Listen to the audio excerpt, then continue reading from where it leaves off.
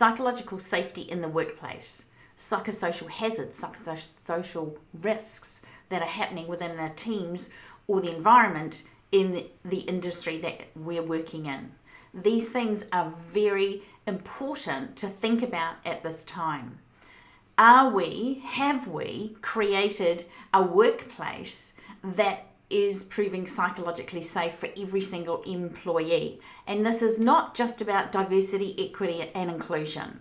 This is not just about having the ability and paying for employees to go to something like EAP or counselling services. There is more to it than that. What are the psychological capital components of each member in our team? What are we looking at? What are those innate strengths within each person? What is that underlying team culture that is developing? What is the role that I'm playing as CEO or manager or team leader within that? And what is the team culture that I'm allowing to happen within the whole organization? We each have a part to play in here, and it's the human component. It's the authentic leadership of each individual within the teams. It's that recognition that who I show up as every single day influences the psychological safety of each member of the team that I work with and work alongside. It's things like, how am I communicating? Not just following a process, not just recognizing a risk, not just mitigating the risk in a certain way and following through on that 4-step risk analysis process. It's with the human component. What is that human component? What is that authenticity within me, within myself, within each level of the organization? What is it at the level of the executives? Are we allowing people to speak up? Are we allowing people to ask questions without feeling that they will have ramifications on their next project or their performance appraisal or their next lot of feedback? Are they in fear of keeping their jobs, so therefore they're not speaking up?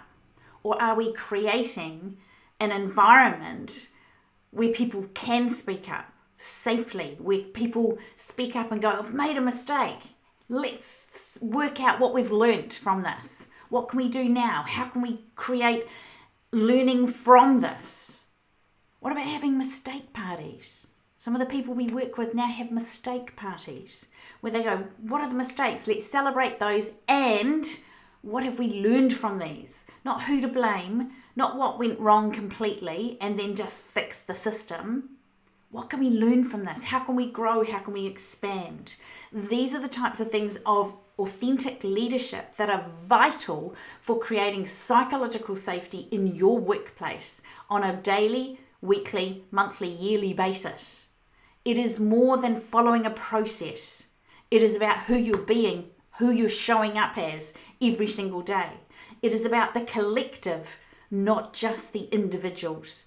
It is about the human components, not just the process, the tick boxes. Are we following the system? Psychological capital is incredibly exciting to develop and grow and expand within yourself and your team. It all starts with authentic leadership. We can show you how.